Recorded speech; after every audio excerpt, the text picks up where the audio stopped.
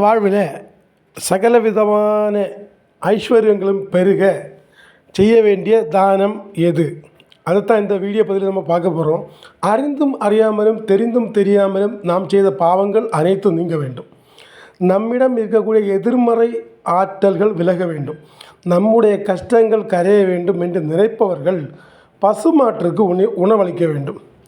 பசுமாற்றுக்கு உணவளிப்பதன் மூலம் 33 கோடி தேவர்களையும் பிரீத்தி செய்வதற்கு சமமாக கருதப்படுகிறது. அப்படி நாம் நம்முடைய கஷ்டங்கள் தீர்வதற்கு எந்த பொருளை பசுமாற்றுக்கு தானமாக தர வேண்டும் என்று தான் இந்த வீடியோ பதிவில் நம்ம பார்க்க போகிறோம். அப்போது நிறைய பதிவுகள் நான் அனுபவ பதிவுகள் போட்டு வரேன். அந்த பதிவில் இதுவும் ஒன்று. ஏன்னா நம்ம எப்போவுமே பசுமாட்டுக்கு ஒரு தான தர்மம் செய்வது, ஒரு பசுமாட்டுக்கு ஒரு ஆகாரம் கொடுக்கிறது மிகவும் சிறப்பான ஒன்று. அதுவும் நீங்கள் வளர்க்கக்கூடிய மாட்டுக்கு கொடுக்கறது கணக்கில் வராது.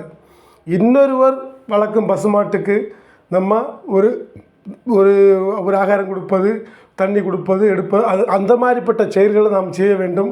நம்ம வீட்டில் நம்மளே வளர்த்துட்டு நம்மளே கொடுத்தா அது செல்லுபடியாகாது. இனி பார்ப்போமாங்க.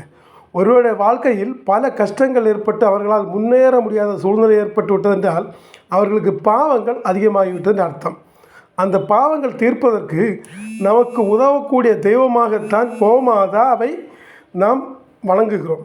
அந்த கோமாதா முழு மனதோடு நாம் செய்யும் வழிபாட்டிற்கு கோமாதா மரியாதையை செலுத்தும் பட்சத்தில் அந்த கோமாதாவிடம் இருக்கக்கூடிய தேவர்களின் அருளை நம்மால் பரிபூர்ணமாக பெற முடியும். அப்படி பெறுவதன் மூலம் நம் கஷ்டங்கள் நீங்கி செல்வ செழிப்புடன் நாம் வாழலாம். அதற்கு செய்யக்கூடிய எளிமையான முறையை பற்றி தான் நம்ம இனி பார்க்க போகிறோம்.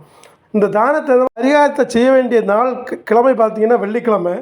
தொடர்ச்சியாக நம்ம ஒரு 7 வாரங்கள் அல்லது மாதத்தின் ஒரு நாளான 7 மாதங்கள் அப்படி 2 செய்யலாம். இப்போ 7 வாரங்கள் செய்தால் சால சிறந்தது. சீக்கிரம் செய்து முடிச்சிடலாம். வெள்ளிக்கிழமை இந்த பரிகாரத்தை செய்ய வேண்டும். இதற்கு நமக்கு உளுந்து தேவைப்படும். ஒரு கைப்பிடி உளுந்து இருந்தால் போதும்.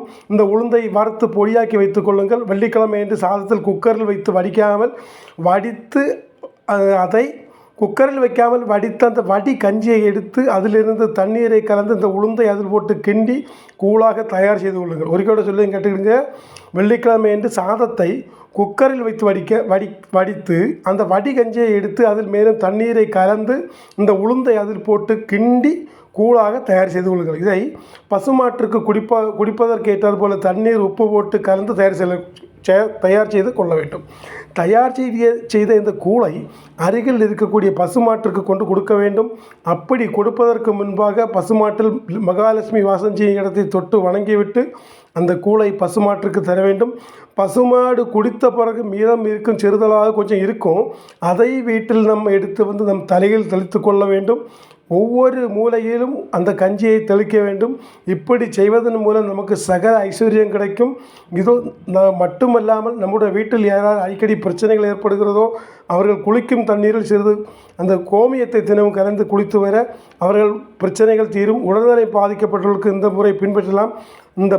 இந்த முறையில் நாம் பசுமாற்றுக்கு தானம் செய்வதன் மூலம் மன ரீதியான பிரச்சனைகளும் உடல் ரீதியான பிரச்சனைகளும் தீரும். சகல ஐஸ்வர்யமும் ஏற்படும். முழு மனதுடன் இந்த தானத்தை செய்து இந்த முழு பலனை அடைவோம். மீண்டும் அடுத்த வீடியோவில் சந்திப்போம். ஓம் நம சிவாய.